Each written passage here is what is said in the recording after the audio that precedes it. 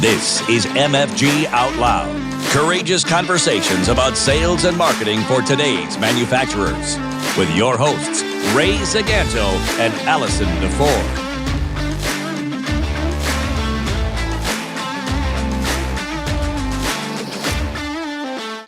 Hey, everybody. Welcome to another episode of MFG Out Loud. Yeah. I am here with your favorite co-host and unicorn, Ray Zaganto. Hey. Our fabulous guest, really excited about this guy, Phil. That was my dad's name, by the way, so I'm kind of partial to it. But Phil Ranck is from Lean, Alaska, and man, does he have some stories to share. And is he going to teach you a lot? So if you want to be a process improvement master black belt in along with a couple other black belts, this is the guy to help you. So Phil, thank you for being with us. And I would love it if you could tell people about yourself and about Lean, Alaska. Sure, absolutely. Thanks for having me. It's great to be here today and very excited to talk to everybody. I can definitely start off real simple. So I'd like to say it's simple. It's going to sound really confusing in a minute. But so the simple part is my name is Phil. Let's just your dad's name. We can go with that. We talk about stories and it's interesting.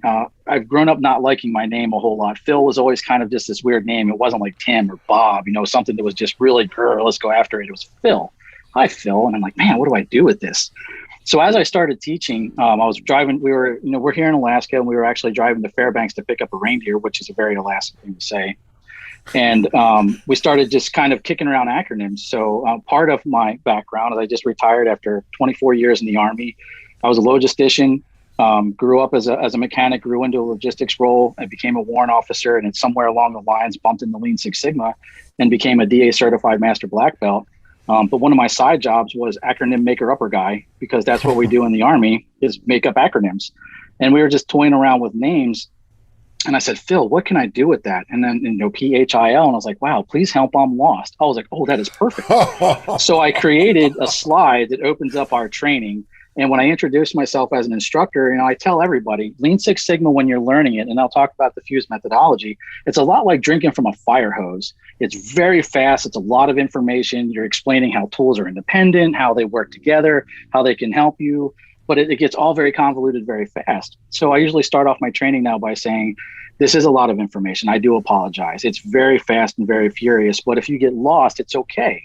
Just say, please help, I'm lost. And if you're one of these people that doesn't like to ask for help, use the code word Phil. By the way, my name is Phil. So that's kind of how my training starts. For the first time in my life, I found a great way to use that name. That's awesome. Here in Alaska. And like I said, I retired after 24 years. And we were in Barnes & Noble. So I've trained for the Army for a long period of time.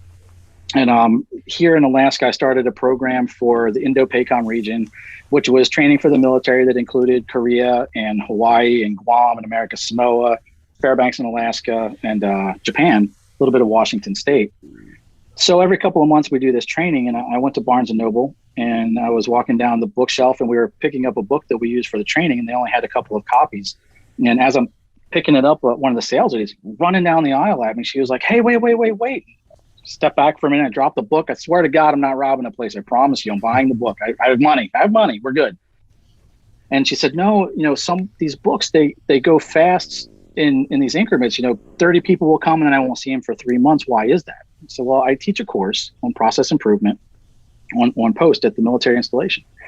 And long story short, she started asking what that was. So I started explaining to her, and then 5 or 6 minutes later, I had 7 or 8 people huddled around me just say, wow, this is great. I own a business here in Alaska, or I make a product here and I'm getting into a startup. I do something of that nature. Where can I take some of this training?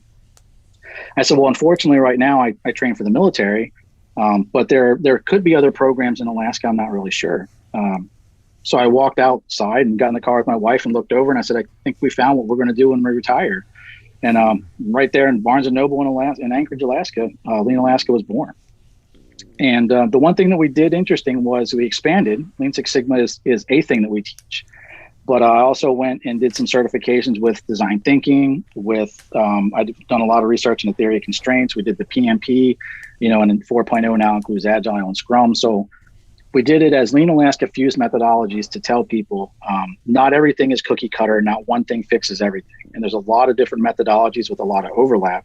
And it's really dependent upon what a customer, a client, or a manufacturer needs. And we can take this gigantic toolbox of these different methodologies and frameworks and really craft something to make them successful. So, like I said, that was not short or simple at all, but that's who I am and how I got here. But it's awesome nonetheless. What I love the notion of the fused methodology, because it really does equip you with a toolkit that can be applied in so many areas. Clearly, you've done it in the military. For the purposes of our audience today, talk to us a bit about how you take that fused methodology and what it can do and how it can help manufacturers. Sure. So, we get down, and when we say manufacturers, I definitely want to make sure that we're understanding the breadth of that. Because sometimes when I talk to some small businesses, they're like, "Hey, I'm starting out as a manufacturer. Can you still help me?" I'm not huge. I don't have thousands of people and machines everywhere. When we talk about manufacturing, it's anything from making a car to baking a cookie or rolling some granola. Yeah. But when we talk about the fused methodologies and they ask if they can help, the answer is absolutely yes. But I need to know where you start off. Manufacturing or any field that's out there. Our first conversation is, let's talk about your mission. Let's talk about your vision and your core strategy as a business and what you're doing from that manufacturing perspective. And if we kind of hear, well, we have some core strategy, we need to outline this a little bit more, or we're not really sure, that helps me know, okay, then maybe we're in the lean startup mode where we need to do some Hoshinkanri exercises and some organizational development. Because what we don't want to do as a project with manufacturers that's not in line with what their strategic goals are, because then it doesn't have the same return on investment that they're looking for. So we start with those organizational goals, and then we look at that fused methodology and say, okay, this is how we can help get to the manufacturing portion. And then some of that turns into layout, some of that turns into process lead time, some of it turns into process cycle efficiency, one of the things that helps them. But it starts off with having the conversation of the organizational development that leads in, or could possibly lean into design thinking a little bit, where I recently spoke with a company that makes shirts, but they're kind of expanding. They just started. Right now it's her sewing with a needle. And so we have to grow into the space as a manufacturer. We have a lot of demand and we're trying to keep up with that. How can you help? Well, we need to think of an innovative way to use this small space that you're in. So we can dip into that design thinking toolbox from an innovative perspective, kind of understanding, that empathy that we need to from a customer, and the customer being the people that work for her's perspective, and how they want to work inside of this space. What's the layout going to look like? And then we can, no pun intended, lean into the other toolbox of how do we make this consistent in growth. And didn't you and I had we had a previous conversation, actually a couple, and you mentioned something that I thought was interesting. People, manufacturers, whether they're startups or they've been around forever, and you start talking about this stuff, do you see them feel maybe a little inferior or afraid that they're not going to be good at this, or that it's going to be, too much? And you start asking these questions and they say, well, we have our core strategy somewhere around here. Let me find them. Or, well, what is your vision? We have that somewhere.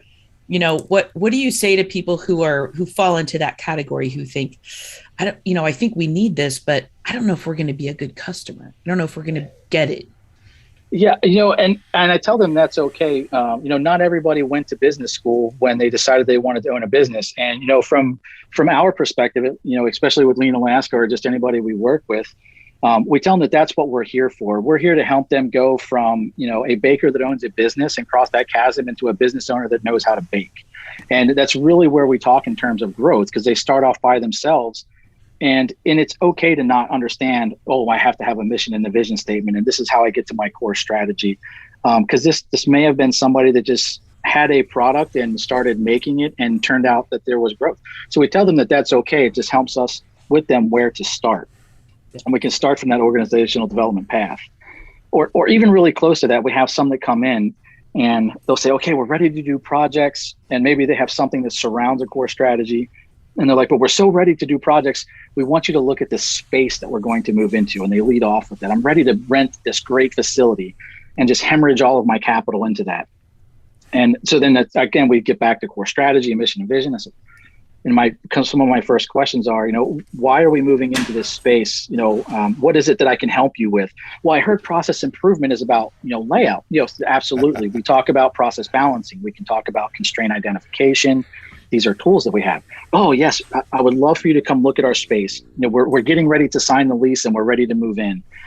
I tend to have a new conversation with them as it relates to lean startup, really in the manufacturing space, because they relate very well. And I ask them, let me ask you 4 questions, please, before you sign this lease. And these will help to understand, are you signing the lease for the right reasons? And do you need to hire me to do process layout? Do you need to hire me to do startup? Or am I just really not the right consultant for you for this particular situation? And those 4 questions start off with, does the customer know that they have a need for what you make or what you're going to make? And then we have to go through a validated learning process. And this isn't a simple yes or no. This is a little bit of market research, MVP processing, things like that. And if they do know what they need, well, are they willing to pay for it? Oh, okay, great. Well, this is more validated learning we have to know, because I like free stuff all the time. Now you ask me to start paying for it. Well, let me reach in my little pocket back here and see if I can find my nickels and dimes. We're not really sure. That's a different question. So then we realize, once they get to this validated learning portion, okay, if they're willing to pay for it, are they willing to pay you for it? Because it boils down to what's the quality of your product. And that's where we can start helping you. If a quality is an issue, we can come on board with that and help from a process improvement perspective. And if they are willing to pay for that and buy it from you, now we can talk about how we're going to meet that standard. What space do we need to do that? How are we going to manufacture this? What will it look like? What I find more often than not is the validated learning of those first 3 questions hasn't even started from a business perspective. And I tell them the same thing when we're answering these questions. Don't answer it for the space that you're in. So if you're selling in Anchorage, don't answer those questions for Anchorage. Answer those questions for Ketchikan, or answer them for Juneau or Fairbanks, or where you want to grow into that space. They're the customers that we're pointed at. So all of those things start to help us as mentors. Really, we can call it consultants, but I prefer to call it mentors, because I don't like walking the businesses and saying, I'll do this for you and walk away, because when I'm gone, you're left holding the bag without, a way to move forward. So I like to consider the concept of mentoring them to grow into this own lean culture on their own. So that's kind of the way we mentor them, is, let's think of it from that perspective. So, and again, you can start to see how the tools meld together. We're talking lean manufacturing. We're talking about startup and designing and thinking and validated learning. It's a lot of mixture of different methodologies. It's interesting. You talk about, there seems to be a couple types of clients out there. The ones that they already know they have a problem, and they're trying to find some help. In the case you described here, it sounds, and I see it, there's some out there that they have some money burning a hole in their pocket, and they got to spend it somewhere, and it's not necessarily focused in the right way. And then there's a very large population out there that may benefit from help, but don't know they need it yet. What might be some of the, are there any warning signs or mile markers or whatever that business people could be looking for that might be signals that, you don't have to tolerate that or whatever? There are, and I like what you were asking. Sometimes they may need help, but they don't need help. I was actually having a conversation today, and somebody asked me similar to the same question. They were, do we know we need help? Or it was just a state of confusion. I was like, sometimes process improvement or calling me is a lot like going to an AA meeting. First step is admitting that you have a problem, and that's a lot of where we're at. The first step as a manufacturer is admitting that the quality is not where it needs to be, or my throughput is not where it needs to be, or my profit margin is not where it needs to be. So, I talk to a lot of people, and there are manufacturers out there and just business people in general. When you mention Lean Six Sigma, they're not really sure what that is. So then you can convert that to, it's the title of the course. How about process improvement? Yeah, I think I've heard that somewhere before. So you have to start in a very strange space, because again, they may need the help and they don't know. So I said, okay, well, let's back this up and let's take all of these fancy words out. Have you had a meeting, or have you driven down the road, or just woke up in the middle of the night and you're like, oh my God, why does this take so long to do? I don't know what's going on. Or, oh my God, why does this cost so much money? Why are we spending so much money on this process or this material? Or, oh my God, why is it every time I make this tricycle, I make it differently? It's driving me out of my mind. If you're asking yourself those three questions, it's time to pick up the phone and call us, because we're here to help solve for this.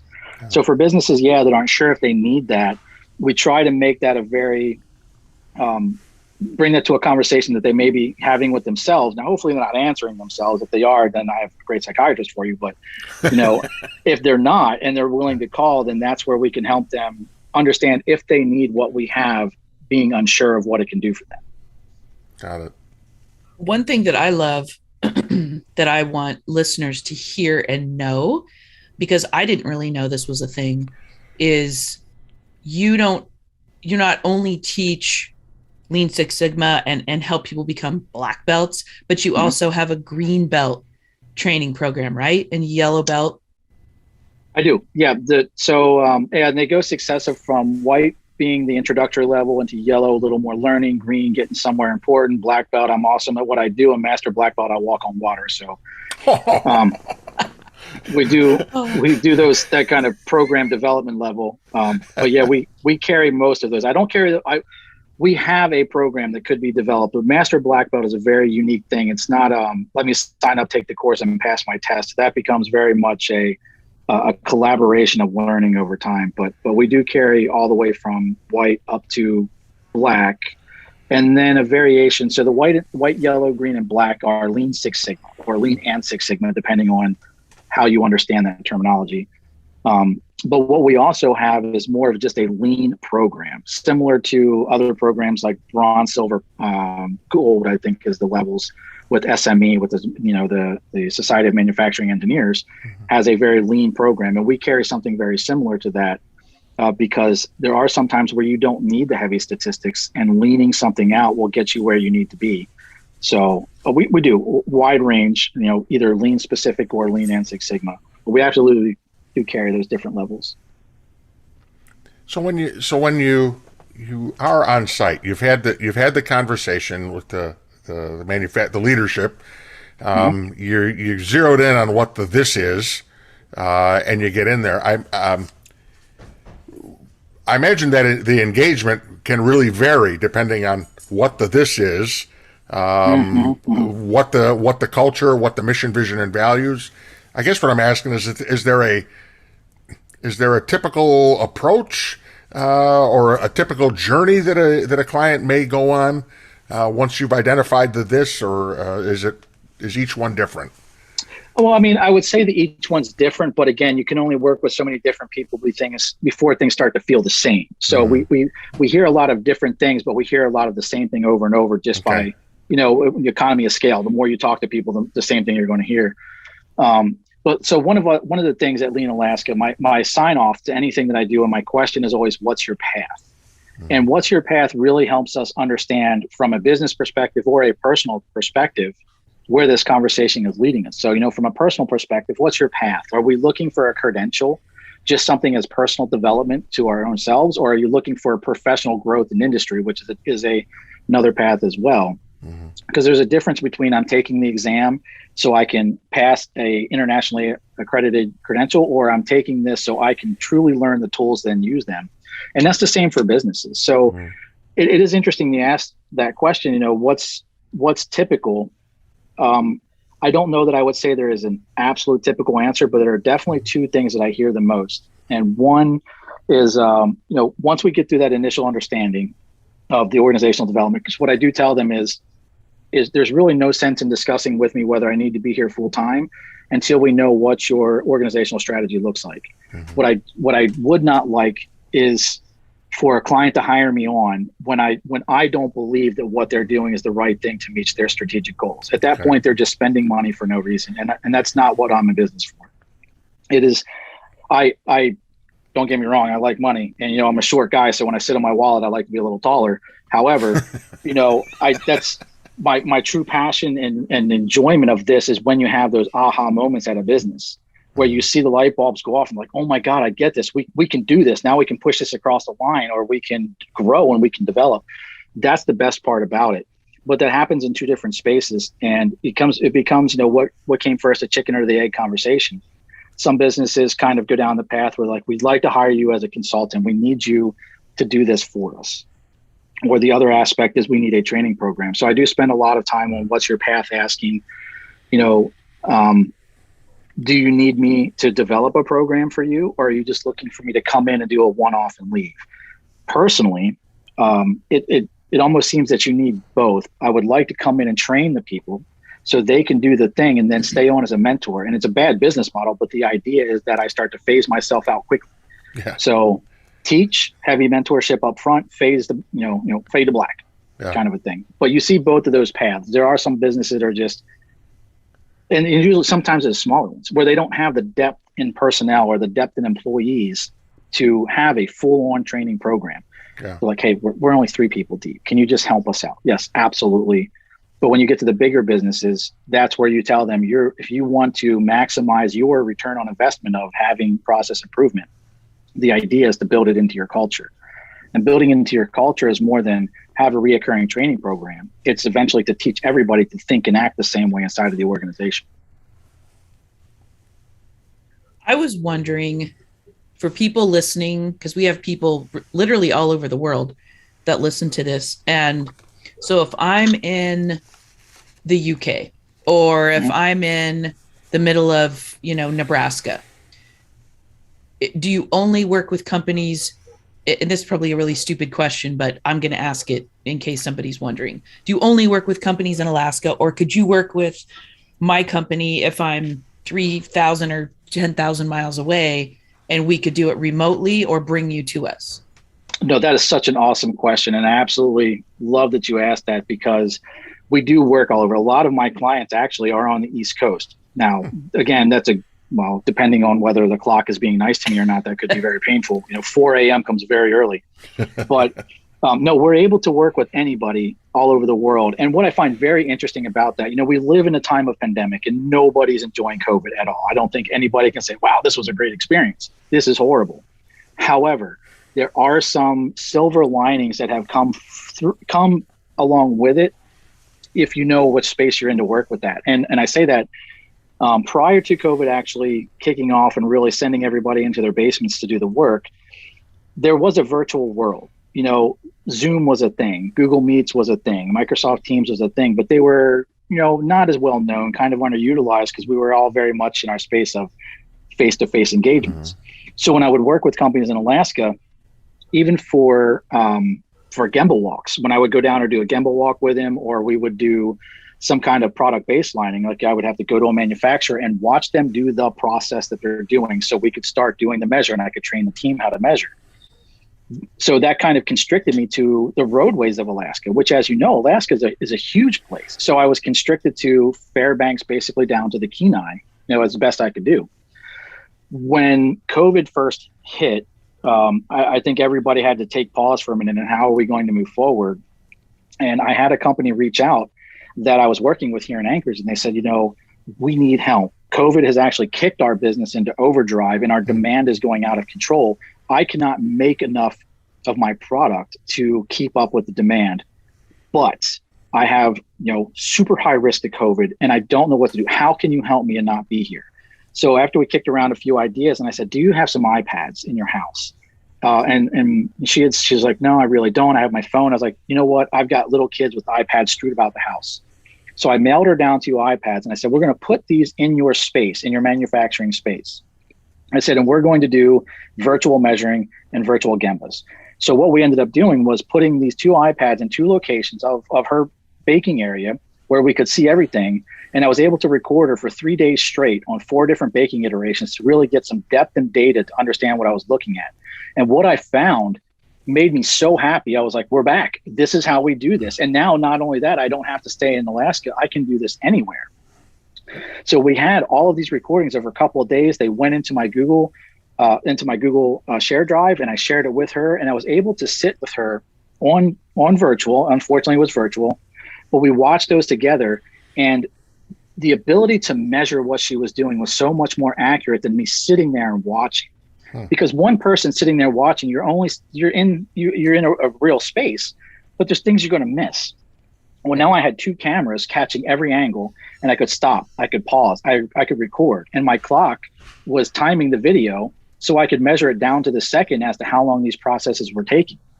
And what was excellent about this was, to a virtual environment, never stepped 1 foot into their baking facility.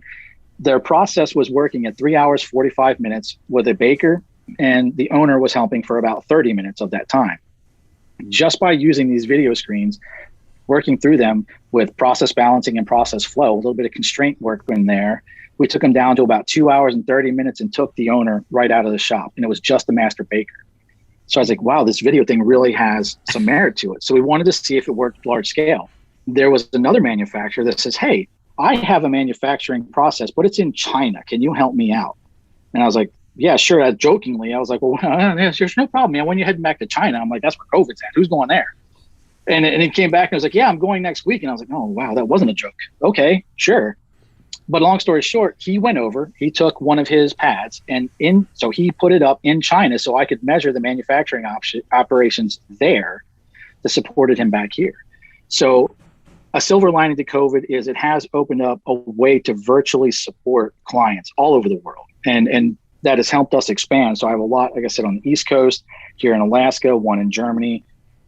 It really, you're not restricted anymore using the technology. And the other tools that make this very easy are collaboration tools like Lucidboard or Miro. They make real-time live collaboration possible. So if we want to get on and do a whiteboarding exercise or a lightning design jam, which is a phenomenal tool for organizational development, if nobody's looked at that and you take nothing away from this, go look at lightning design jams. They're great for simple organizational development and quick decision-making on process improvement to get to some solutions. But you can do all these in this virtual space. And again, as long as you have a lot of coffee and are willing to wake up at 4 a.m., you can help anybody. That is awesome. That is so awesome. I love the adapt and overcome. I mean, you just, it's like, well, people need help. Let's figure it out. And you're right. The technology's been at our fingertips, but we had other preferences until those preferences were taken away from us. But we still had to get it done, and you found a way. And that's awesome. That is really cool. Well, and as Ray Dalio says, evolve or die. Yeah. So, right, you've got 2 choices. So, unfortunately, we have to wrap up.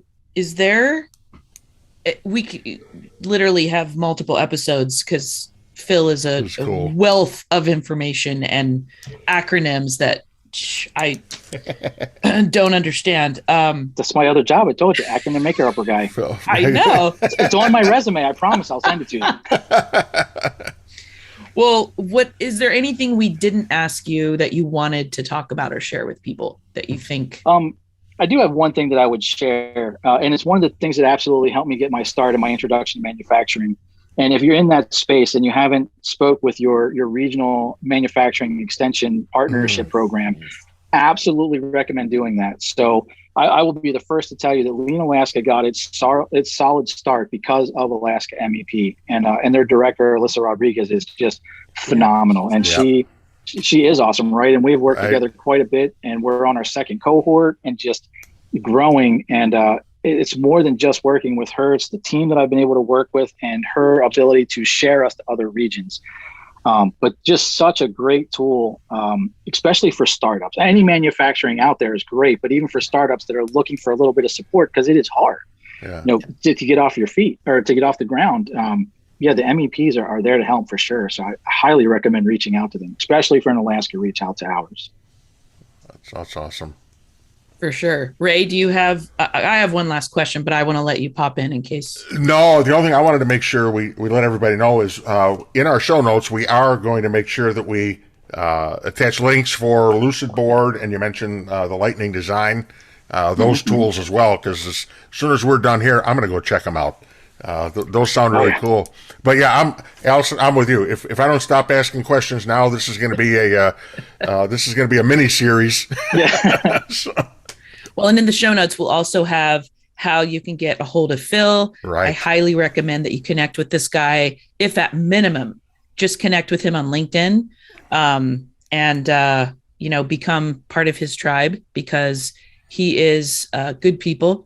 and a very fine human, I have to say. I meet a lot of people, and you won me over really quick with your brain and your heart. So Awesome. thank you so much for being with us. And is there before we wrap and say goodbye, is there anything you'd like to share? I'm curious, is there like the coolest thing about living in Alaska? What's one cool thing? Oh, wow. I thought we were wrapping the show up. That like opens up a whole new thing. Just one. Just because I'm curious. There are so many things, but I think the coolest thing about living in Alaska is the sense of community that we have around here. So I've lived all over the world. I lived in Germany for 8 years. We've traveled everywhere. We've lived on the East Coast. We've lived Midwest. Just you pick one. But you have the natural beauty. I mean, that's a no-brainer for being in Alaska and the ability to do things. But the greatest thing that I found about Alaska is when we came here, and I didn't know how to do any of those. Like, hunting, what was that? I got a pellet gun. I'm pretty sure I put that thing away somewhere. But the community was there to invite me in and say, hey, this is who we are as Alaskans and what we do. Let me show you how to live as we do here. And I found that to be the most impressive thing about the state is their willingness to accept an outsider in and show us their ways and make it our own. So I found that to be very great. See, awesome. That was such a gift. It had to be included. There you go. That's all there is to it. That's clearly. Well, Ray, do you want to let people know how to subscribe and all that good stuff and then take us out? Yes, subscribe now. That's how you should subscribe. We are all over the place. Hey, thanks everybody for being with us today and hearing the great stories and the wisdom that Phil dropped on us today. Thank you. Just like that community in Alaska that has welcomed you, Phil. We're thankful you welcomed us into your world for a little while to understand what you're doing, and we sure learned a lot. And to our listeners out there, if you enjoyed what Phil had to say today and what we bring to you on the show, please subscribe, hit like. If you really enjoyed it, tell your friends. It means a lot to us, and we really hope you keep following us so that we can keep bringing and finding more cool people like Phil. So thanks for that. We're on Apple. We're Apple the podcast stuff, the Spotify. Where else are we, Allison? All the big ones. All the good ones. None of the loser sites. We're on the good ones. So that's where you find us. So check it out, and thanks for joining us. Allison? Keep manufacturing out loud because we need you. See you next time, everybody. Thank you for listening to MFG Out Loud with Ray Zaganto and Allison DeFore. You can subscribe and find show notes at mfgoutloud.com.